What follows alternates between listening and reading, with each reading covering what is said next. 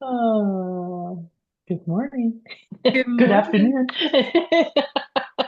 Feels like morning, but it's afternoon. Every I think time we I better. wake, oh, go Oh, ahead. go ahead. Go ahead. Go ahead. I was gonna say every time I wake up my dogs, even though it's like afternoon, I always say good morning. It feels like, yeah, when you're just wait. It's not like you and I were just napping. We just woke up, but it's like I could see that. You just wake up and you're like, good morning.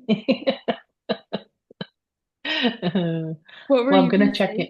I was gonna check in with you to see what you're drinking today. If you're Yes. going with the same flavor or if you're switching it up. I switched it up and I think I added way too much stevia. Oh, We ran out of honey and I prefer honey, but I think I put a little too many drops of stevia. So I've got the cacao with the Dandy blends. Highly recommend Dandy blends for anyone curious. It's like a coffee alternative and it doesn't have that bitterness, but it's mm. got a lot of really great, it's got the dandelion root in there, which is really great health-wise. So that with the Celtic salt, the shilajit for remineralizing as well. And then I mixed in stevia. Oh, and I did a little bit of lavender syrup from this local lavender farm Ooh. that the syrup's been sitting there waiting for me to use it. And I was like, today's the day. So, Oh, how about you, Leslie? nice. I switched it up today too. Ooh. I still had a little bit of coffee left in the coffee pot. And so I was like, oh, I want to have a little bit of a latte. So I did cashew milk, coffee, a little bit of protein powder, like chocolate protein powder that my son had on the counter. Because I was like, if you're going to have an afternoon coffee, you better add a little protein to it. And then just, oh, the other thing, there's this woman who I think it's called Dip or something like that, a fiber creamer. So there's no sugar or anything in it. It's a powder form, but if you can get extra fiber from it.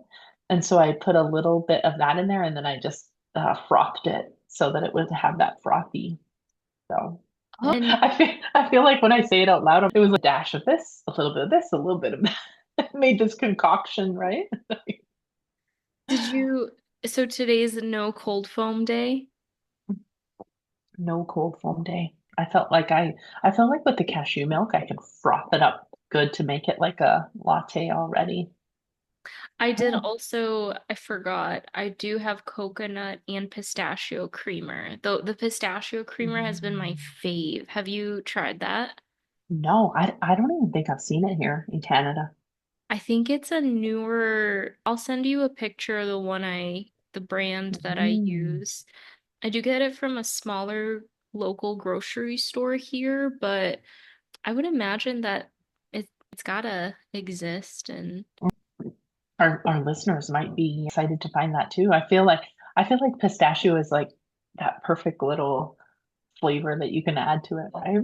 the first time I Mm. tried a pistachio latte, I was like, oh, this is so good. Is that Oh. a thing in Canada? Do you guys have flavored lattes with like all these different syrups, or is that only an American thing? I I feel like at the local coffee shops, I feel like they are way better at having those types of flavors. Oh. But I feel like at the box store type ones or the franchise type ones, they seem to go in seasonal, right? Where it'll be a sugar cookie or peppermint or brown sugar. Those kind of things will be seasonal lattes, but not the real something like pistachio or lavender or those kinds of actual things. I think it's very rare to find them at the franchise ones. But yeah, I'm always on the lookout because when I went to Minnesota, I was just like, look, oh, I am so gonna try this. What will this be like to? And it was lavender. And I just never would have thought about that in a latte, right? So look at we're educating our our listeners of our latte flavors. Yes, and if anyone Um, wants to share their favorite beverage, then mm. comment down below and let us know what you like to drink. Obviously, I like experimenting. So, uh, I'm excited about today's topic. I think it's funny. Maybe you can speak to how maybe it was confirmation for us about when you sent me the, hey, do you want to talk about this today? And then got the threads thing right after. So we were talking about what topic we wanted to share this week, and then I brought this topic up about spiritual bypassing, spiritual escapism, using your spirituality to escape your life, and like, spiritual ego, things along that line. Toxic positivity, I think I said too. Yes, you said that.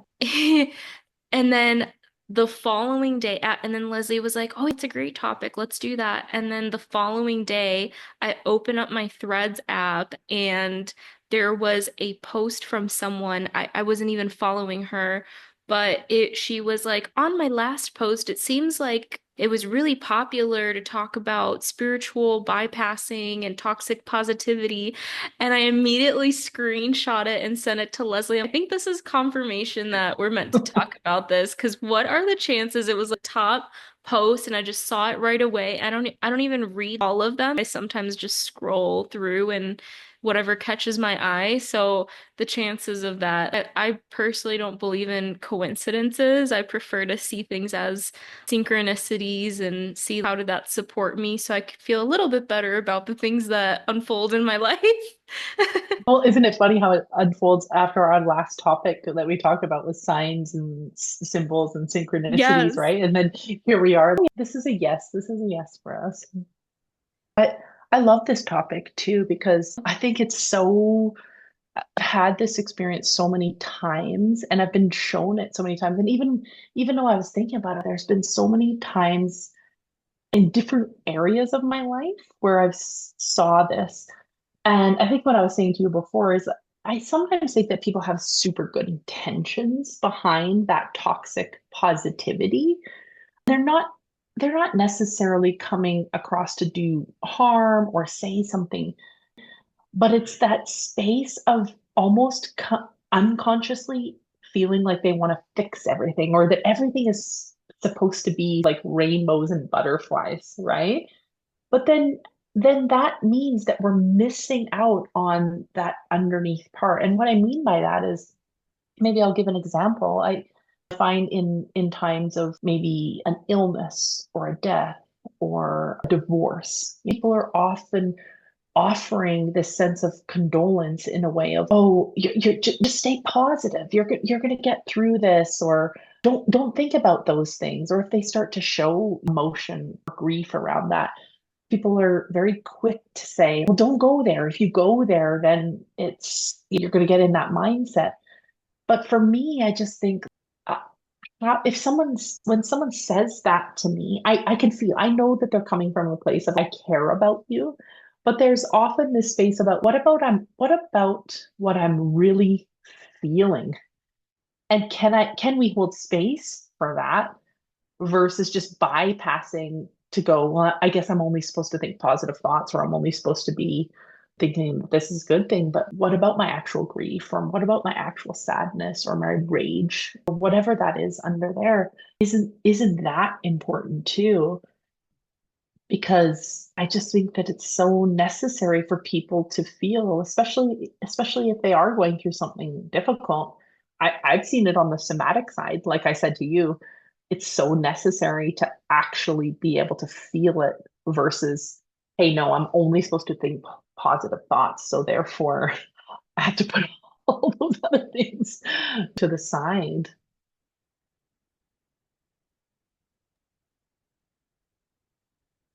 I I agree with you, and I'm just thinking back to the beginning of my spiritual awakening because I was very much into the love and light and Mm. feeling like I had to almost like putting all this pressure on myself to be a certain way, to be high vibe all the time, and then later developing this belittling or disempowering myself because my energy wasn't a certain way or I wasn't feeling something and I saw other people have different experiences and feeling like theirs was better than mine and I must be missing something and adding a layer of shame on top of already feeling unworthy.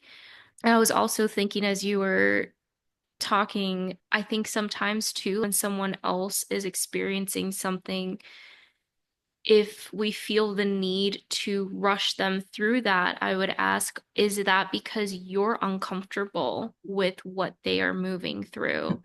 And if you like something that I guess I'll say it this way, something I've learned as a space holder for people is to really let them tell you what they need. Mm, And I personally don't say I am sorry for your loss to people for multiple reasons. One is that just my personal beliefs is that that person's spirit lives on, so it's not like they're gone forever and don't exist anymore.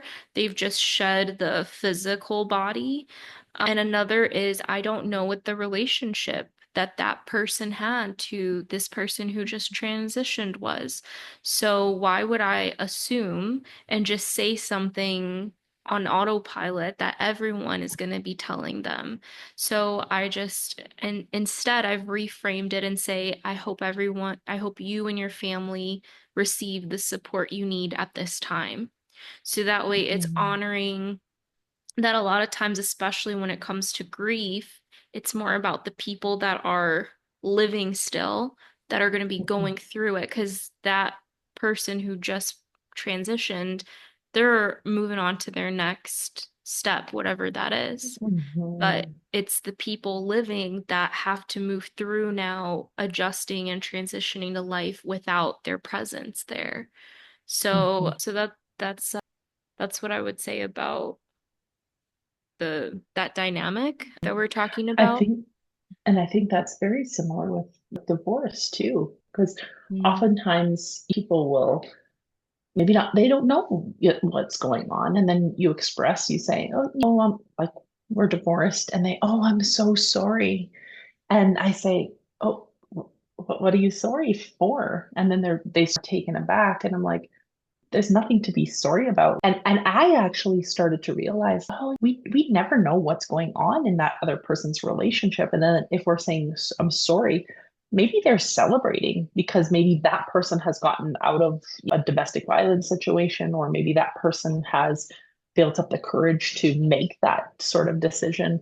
And so you're right. It's waiting to see what does the person present to you, and then you can offer, meet them where they're at versus just assuming that it's a bad thing, that maybe that person is celebrating themselves in some sort of way, and that's okay. That's their thing.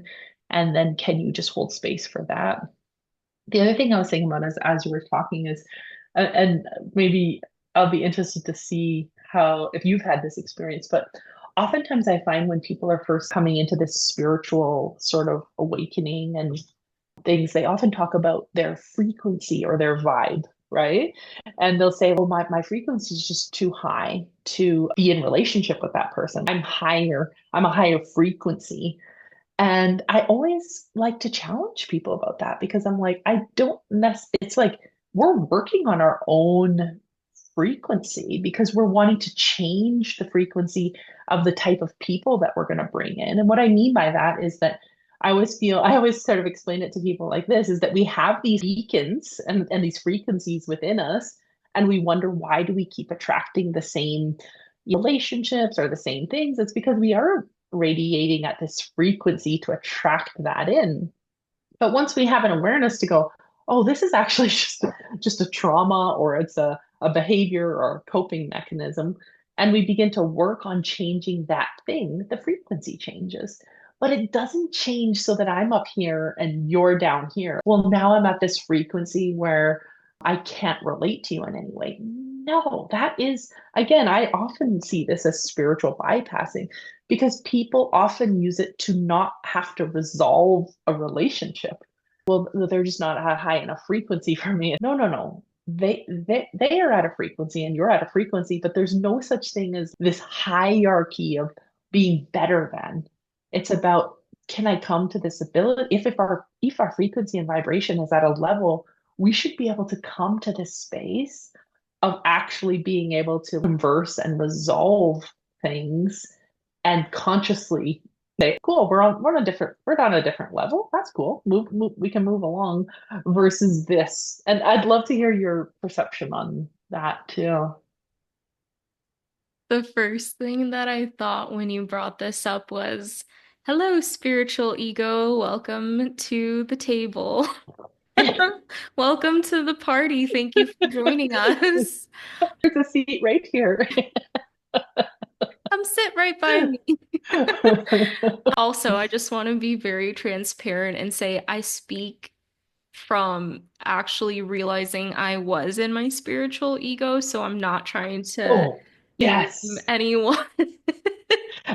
Yes, but maybe we need a disclaimer at the bottom because I think these are just things that I've often learned about myself as we've moved through this. And it's not to say like, because probably you and I are saying things now that later we'll look back and go, I can't believe my past self was saw the world like that. You know?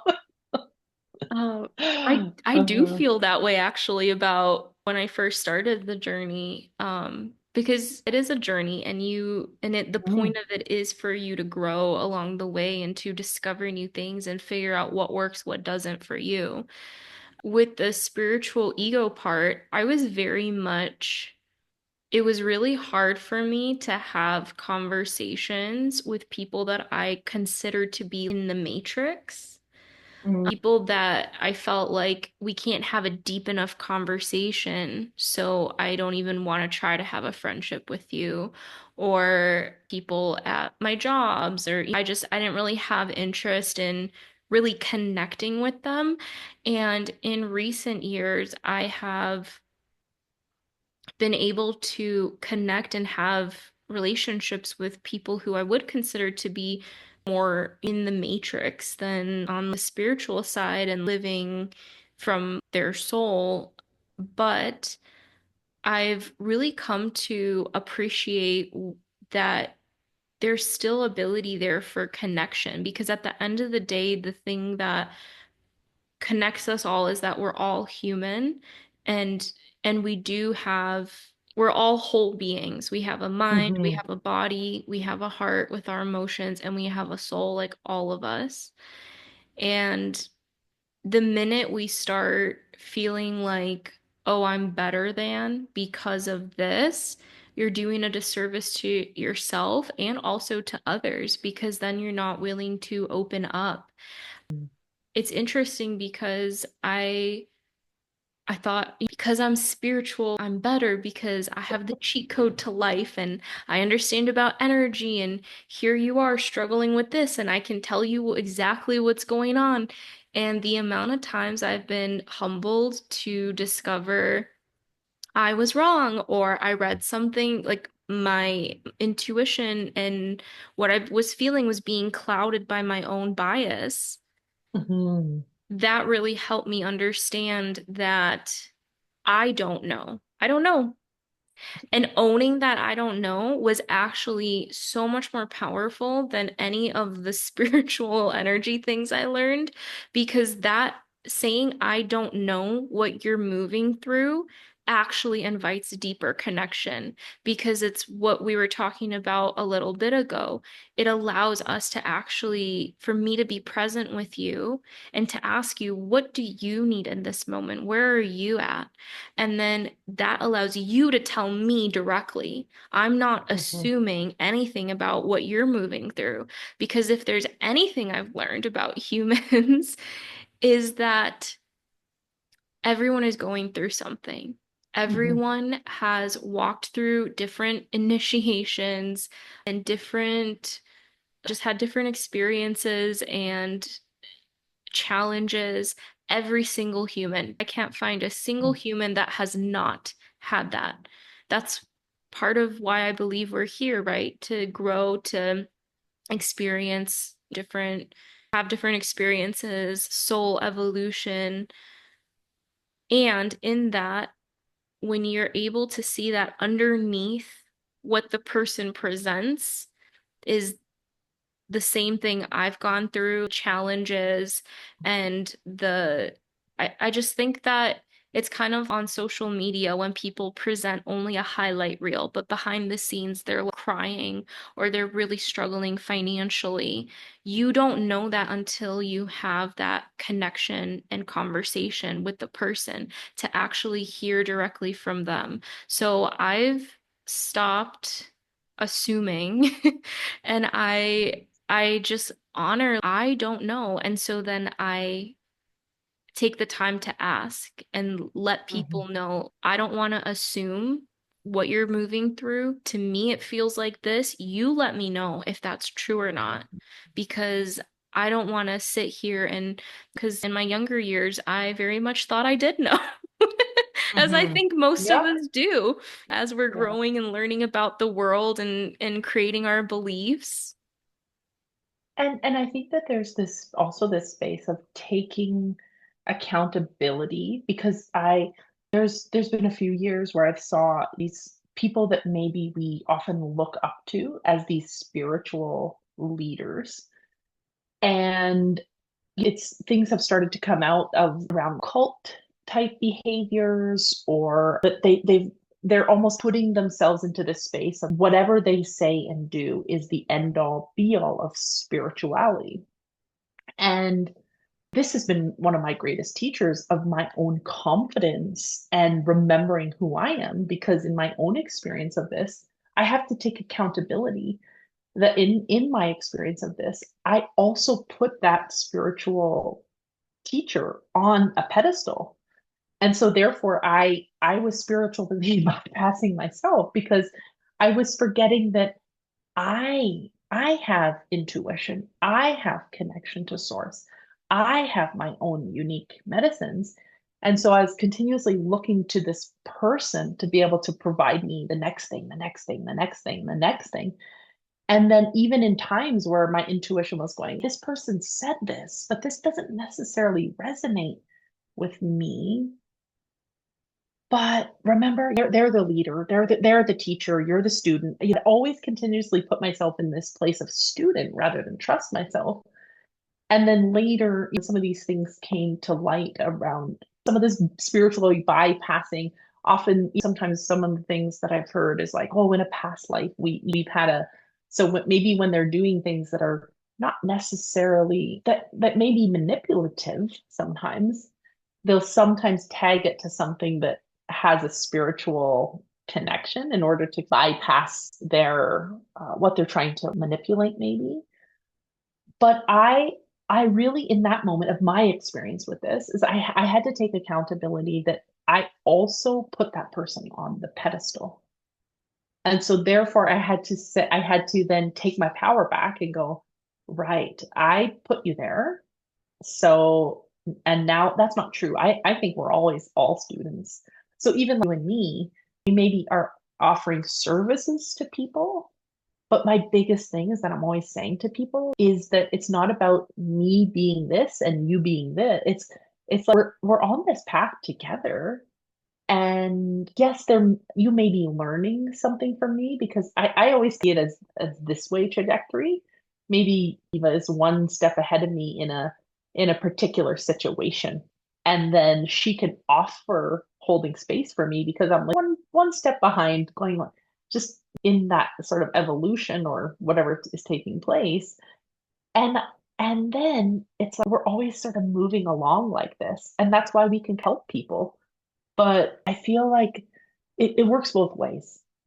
I I think some of these things too. One of those topics where some of the Netflix things that you've seen with the twin flame, oftentimes these are these buzzwords, and I'd love to hear you comment on this too, what you think about this, but where these buzzwords like twin fame or past life that really get people into this space of believing, well, this situation has to be this because in the spiritual community, this is the buzzword or this is the thing that they're saying is happening. When really, for me, when people present that, I say, what it let's really look at this. Is this coming from a place of trauma bonding? Is this coming from a place of lust? Let's really dissect it and take it apart and maybe take the word out, the buzzword out, and see what's going on. because I think it's very easy to bypass some of these things when we use these spiritual buzzwords of situations. As you were sharing about the pedestal, I was thinking, I think this is a Native American. I don't know where I heard this from, or I saw a quote somewhere online, but it was like we all sit in a circle. And it's this concept of in a circle, everyone is equal. No matter what you've experienced or how much you've mastered something, you're in the circle with everyone else. And in the circle, no one is ahead of anyone or behind anyone. And I really love that concept because at the end of the day, we're all sitting in a big circle. In my eyes, no matter Mhm.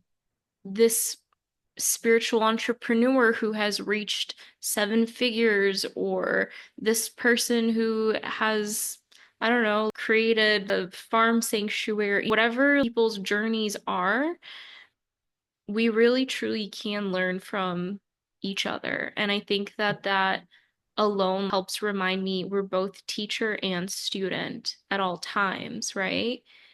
And sometimes I find too in client sessions, I walk away and I'm like, whoa, I learned something. And I get excited about it because I love this stuff. I love learning and being a student. And I don't think that that ever really stops, especially not when you find something that is your jam like that. Like, this is what I devote my time and energy to exploring and mastering. Because really, I don't really know who's to say that you're a true master in that. And I think when we talk about like gurus and teachers, I think that there is there's a need for leadership, but I think that the leadership we're calling in right now, based on what I see in the world and what I hear people talk about, I think it's more focused on self-leadership. What's going to actually empower you to be that leader for yourself, for your life? Because at the end of the day, you're with yourself 24/7. So if something doesn't serve you, why spend time on that? And you can learn from others. It doesn't mean that all of it has to come from you. You can learn in community, you can learn from others. But I think to your point, it's about having that discernment and making sure that you're not, I'm trying to put it into words because I can, do you ever get that where you feel it but the words haven't come yet? Do you have that too? Where it's just like, if there were words for this, it would What would feel this like be? It'd be like sitting on a fluffy cloud. I'm just kidding. Um, oh, so hold on. Now I have to backtrack because now I sidetracked myself. We were talking about the teachers and outsourcing your power, I think was another big thing I was hearing from you. Anytime we start to feel like we're lesser than the other Mm, person because of how we perceive them to be further. Because here's the thing, I've had conversations with people that have shocked me. I perceived that this person was in this position, right? And then I've had a conversation and find out, oh, that's not the case. So my perception was wrong. My assumption was wrong. So at the end of the day, too, if we sit around and try to perceive what everyone else is doing, I feel like that's a waste of our potential and existence. All we can mhm. do is live our life fully and know that life isn't this rainbows and unicorns, even though past Eva would have loved for it to be that way. Sparkle here and there. It's almost like when you, I think, I don't know, I feel like this is a deja vu moment. I might have said this in a previous Not Your Cup of Tea, but I almost feel like when you first have your spiritual awakening and you start doing soul work, you kind of go up and then you're like, whoa, this is so cool. And then because you've had that like, human experience for so long, the contrast between what you've experienced up until then and then connecting to your soul and doing all this energy stuff, it's almost like, and then you got to like, come back down and recalibrate. I Mm. find if you don't do that last part, then you stay up here and then if you're not grounded, I feel like that's where I see a lot of people rejecting their human side or Yeah. shit talking their ego, which is a part of being a human. And Mhm. the amount of people I've seen say ego death and celebrating that. Yeah. Yeah, And let's do a ceremony and get rid of the E. No, let's learn from it. What are we meant to learn from that? Because it's not about there's this is this part about death, right? It's not about just cut the cord, I'm gonna release it, I'm just gonna let it go. I don't know, but there's so much those things will happen, they'll fall away when we actually just look at what is the lesson from this? What am I supposed to learn from this? What is this thing teaching me? So that I can make a difference. And some of those things just fall away because they're no longer serving us in a way that they served us before, or our ego isn't serving us in the way that it was serving us before. And so oftentimes I'm not like again, I think it's this space of the meaning. People just will just cut the cords or just clear, delete, erase it. And it's like, what about the juicy? Again, I come back to this. What about that juicy part of the lessons and bringing that spiritual self and human self? Because you're right, it's all part of us, and actually having that human experience, working up here, finding information, doing these things, and then bringing it back to this grounded space so that we can live a very conscious life and connect differently to people and be present with people in a different way. that allowance and acceptance is where I found the most peace. Mhm. Because when you can, and I think Marianne Williamson, who's a big teacher of the Course in Miracles, she shares her interpretation of that text, which is a spiritual text for anyone who's unfamiliar. She says that love is acceptance. It's not this, I love this thing.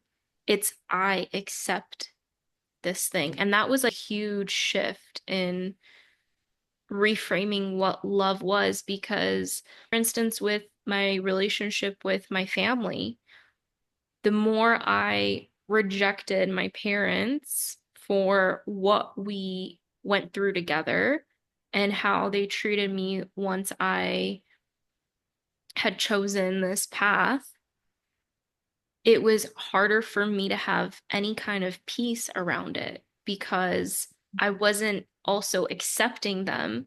And oh, so this ties into sorry, I love those moments The where aha. it ties back to what you wanted to talk about anyway, but this ties back into the escapism and because so let's talk about trauma, childhood Mhm. trauma. For in the last 2 years, there was a big chunk of that time that I was so focused on childhood trauma and identifying that was traumatic and this was traumatic and this and that and that. And then I remember one day my boyfriend asked me, so I know that you've experienced a lot of challenging things growing up, but what is a good memory that you have with your parents? What is a good moment you guys had together? And Leslie, I genuinely in that moment could not come up with a single one. Mhm. And that really opened up my eyes to, wow, I was looking at my childhood through this trauma lens, and trauma, I think, is a big buzzword right now. But I also then was looking at my parents as they did this to me. And so, how was Mm. I ever going to come up with any peace within myself when I felt attacked, when I felt like they did this to me, they hurt me, Mm. there's so much pain.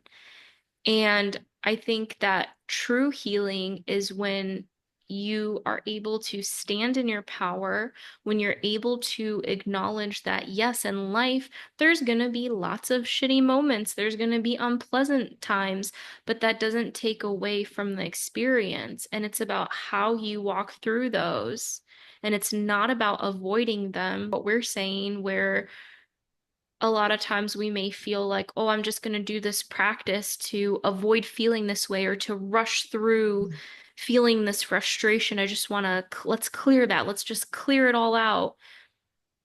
It's not about that. And I've found that you actually alchemize things, I think, better when you're more present with it. And you can't do that if you're trying to push it away, if you're Mm. avoiding it. Just this morning, the last 2 days, have not really been feeling the best emotionally and have been feeling overwhelmed. And I was feeling some frustration around my business. And this morning, I was like, all right, Eva, let's stop making excuses. Let's stop trying to avoid these feelings. Just sit with them. What do Mm. and oh my gosh, another sign synchronicity moment.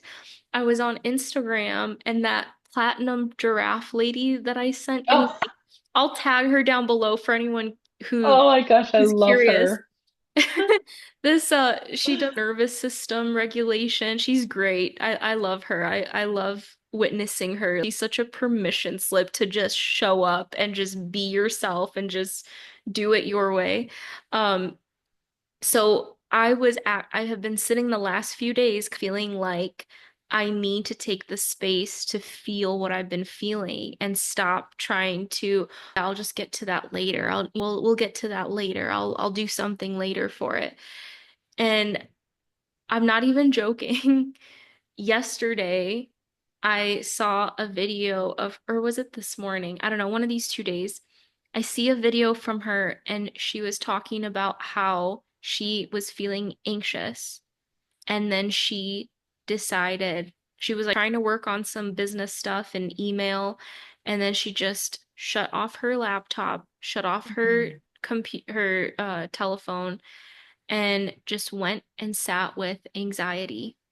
And I had Mm. been feeling it for a few days, then seeing her thing. And then today I was like, all right, I think you get to a point where you're finally, even if it's not rock bottom, you get to the point where you're like, okay, I'm willing to actually face this. And I think that living life isn't about how amazing it is, it's about can you meet each thing that presents and honor it and be in it, because it's not going to be like one experience all the time, if that makes sense. Mhm. Mhm. I'm just going to do one last story and then I promise Mhm. I'll turn it over to you. Just has so much to say about this, Leslie. I love Um, it. so I learned in human design and gene keys and astrology, we have all the chart. So it doesn't matter what you see in your natal chart. My interpretation of that is those are more prominent themes and energies for you in this Mhm. lifetime.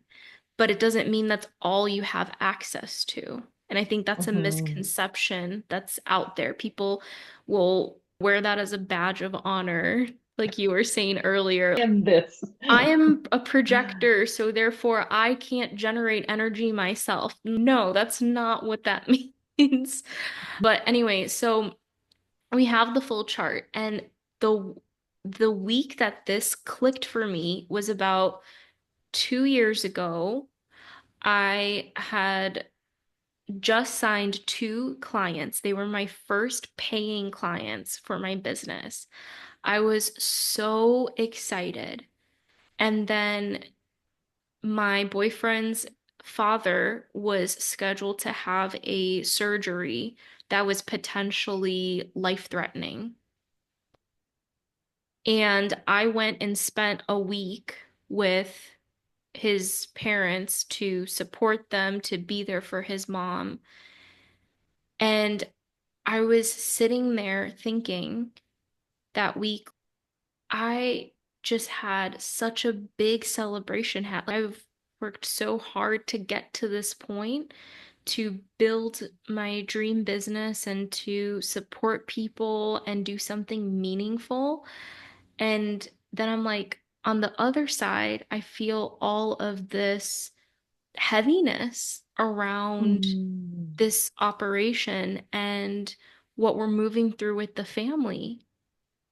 And that's when I realized, wow, as humans, we're so powerful because we can hold both. I love that. I love that. That's so true. That duality of all of it. Hmm. Wow, thanks for sharing that. Because I think there's a lot in that for people listening too. And I often see this in healing circles that I have where, showing up with a group of women and you're sitting in a healing circle and everyone's showing up just with where they're at, but you all of a sudden shut, maybe you want to, when it comes to your turn, you do want to talk about this big celebration, something that you have worked through in your relationship or your career or something like that. But maybe the two ladies ahead of you that shared have really shared something hard and emotional and difficult they've went through. And we almost sometimes go to this place of going, well, I better not share this because that might make them feel bad that I'm at this space. And I often make sure that at the beginning of my healing circles, I'm really saying whatever, if you're bringing up this great thing that you're celebrating or this challenge that maybe you're facing, or really bring it to the center because there's always going to be a message in there that that person, you give that person that, oh, maybe that your story helps them to find that strength within themselves, saying, I'm presently at this moment, but I know at a certain point this is not permanent, it's temporary, and I can be at that next celebration, and that might even be in the next second, that might be in the next minute or the next day. And the fact that you're saying at the same time, I could be celebrating something and working through something really difficult at the same time. And to not dim our light in in those spaces. You and I have had this conversation because I remember over one of our many voice notes back and forth to each to you were celebrating something and maybe I had shared that I was going through something and Yes. then you were like, oh, I'm so sorry, I just really wanted to share, and I made sure that I said to you, please don't ever apologize if this comes to you and you feel like you want to share this with me, you share it with me, because I never want my friends or my family members or people in my life to have to feel like they have to meet me where I'm at. I want them to be in that space. And also, even the fact that you were holding space for where I'm at shows that there's this level of compassion and caring and love that I see where you're at. And I can also share this with you because I know that you'll hold this for me too. And I don't always have to be coming down to go, oh, I can't share this because I think that's really important. There's this thing that I was having in my mind that went with this. Maybe it's something like yours where where it was there and then it was gone as I was talking, but it was something, okay, whatever it was, maybe wasn't, has kind of just fluttered away. And that's okay. It'll come back later. But I love this I think you and I this we've had a great conversation here about this. And I think we could, again, every topic we've presented, we could probably talk for days. But I think ultimately what we want for our listeners is you and me is to, maybe it's the space of challenging our listeners and our followers to ask themselves good questions and see, am I putting someone on a pedestal, or am I spiritually bypassing some of these things because it hurts to be in this. And so therefore, if I go to this, I think this could be a trauma thing and it could also be a good thing because I think both of those go together. But I often know about my trauma thing about myself is I can be very hyper independent. I'm assuming gonna do it myself, to do it myself. I know that about myself. But I also see this as a gift sometimes in the sense that I'm not going to continuously just go, okay, I have a problem. So therefore I know someone, I'm going to find someone else to fix it. So Eva, can you give me a session? Can we coordinate a session because I'm going through this thing right now. I the gift of my hyper independence is that I'm going to sit with that for a little bit. And I'm going to because I know it's like I possess the power to be able to work through this. And then the other part of it is then also having this awareness of going, I've made it here. I've made it here in this. And I'm at that part where I just don't know anymore. And it would be helpful for me to have someone else guide me through the rest of that.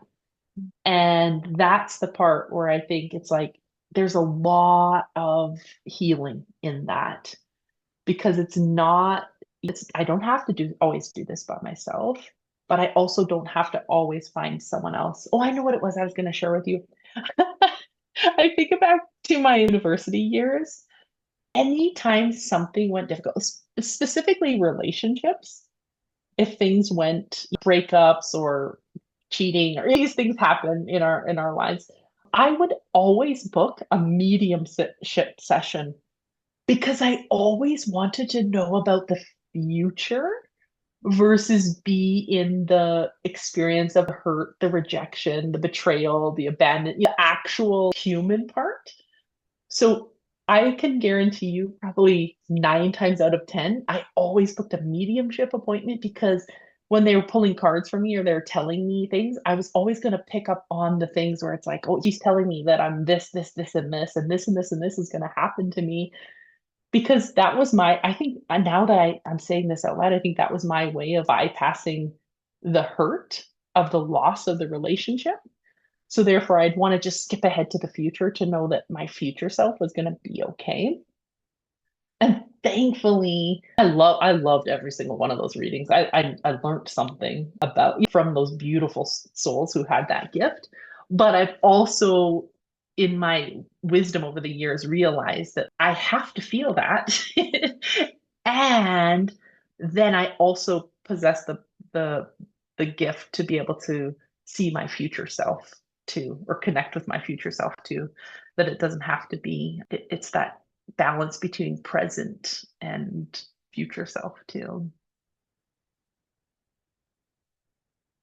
If you were to share something, a word of wisdom with that version of you back in Mm. university, after learning about somatics and all these things, what would you say to her? Oh, Eva. Oh, she and I would be out for coffee for a very long time together. But because I think truly, honestly, the pattern continued to repeat itself Mm. so many times because she didn't sit with her self-worth.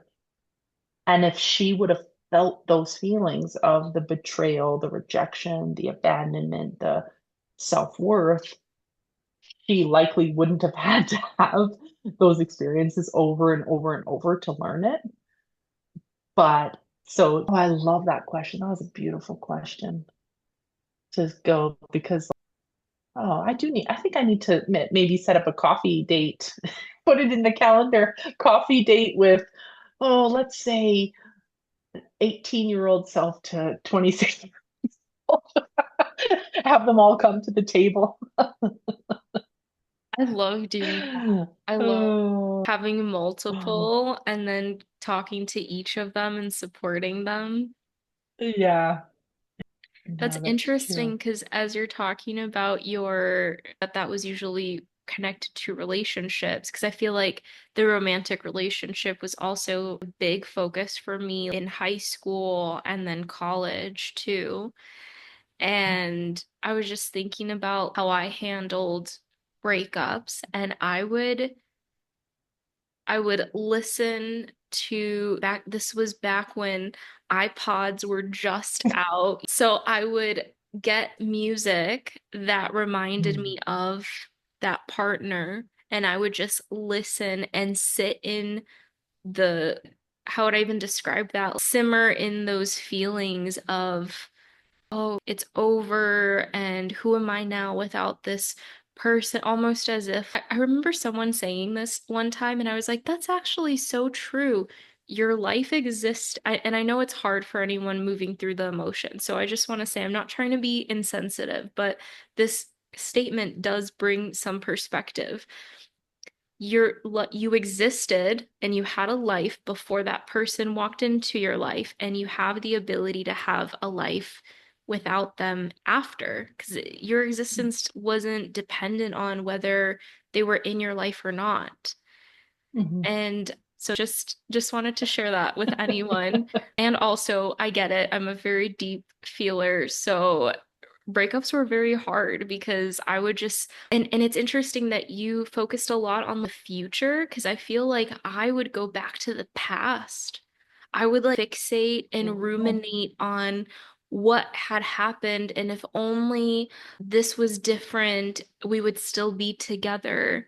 I wanted something to have changed in the past so that I wasn't feeling that pain. But it's interesting because then I feel like we were trying to do the same thing.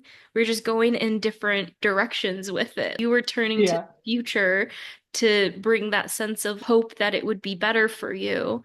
And then I was so focused on the past and feeling all of that and just looping in that. I wasn't Yeah. letting myself just be in the present and just honor, I'm not with that person right now, and that's what it Mhm. is. And I don't need them in my life to have an existence. Mhm. And I think that's the common denominator that maybe we end on is that just the presence, right? Your way was going to the past. My way is sort of going to the future. And don't get me wrong, I had a lot of those same playlists. Just put the music on and just, you know, oh, we'll have to share breakup playlists from our high school and university years with each other. But maybe that if maybe there was a point for both of us where we came to realize that the present is all we have, and to be over here and to be over here is also part of that topic today. And when we can just literally stay present, we're probably less likely to try to bypass anything in our life, whether that as emotion or the things that we were talking about. That I promise this is my last comment. But just now when We you try said to that, close out 5 times. I have such a hard time, because then it's like, oh, but and this and that, and we'll have to continue these and see what works, because I think there's so much about life and existence to unpack. But I just wanted to share, have you ever seen that picture where it's like a human walking their dog, and then the human's thinking about all of these things in their head? It's got little thought bubbles. And so the human has one, the dog has one, and the human's thought bubble is like they're thinking about everything like that they have to do in life and where they're at and all this stuff. And then the dog is just thinking about the moment, because it's just a picture of like they're in the park, and that the dog is just there with their human. And it just makes me think about, so we've got two dogs, and how they're constant reminders of just being in the present. And a lot of times Mhm. I don't even take my phone with me when I go take them out on a walk, to really encourage myself to be present and to not be like, I see some people, they'll be scrolling on their phone as they're walking their dogs, and And I just, unless I have to call someone for something that's like, necessary, I'm usually like, I want to take this time and be with you. And because also they're only here for a portion of our lifespan. So like, I think animals and nature really brings us back to that. Just stop and just look at this flower. Look at all of the shapes and look at how far it's bloomed, and can we Mhm. take the time to actually immerse ourselves in the present without needing to fix anything or think about what how much laundry we have left to do or what happened 3 days ago with our mom? Can we just take time to be here now?